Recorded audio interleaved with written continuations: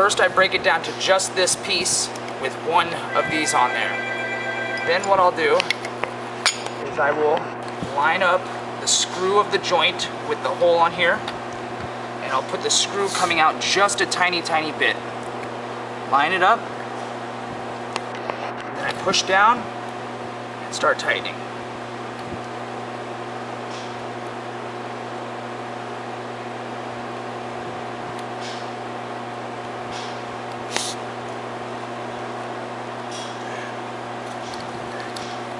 And then once I have it started, I'll finish the rest of the way like this.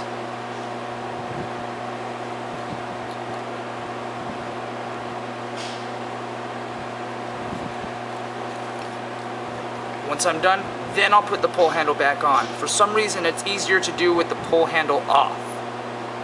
Hope this helps.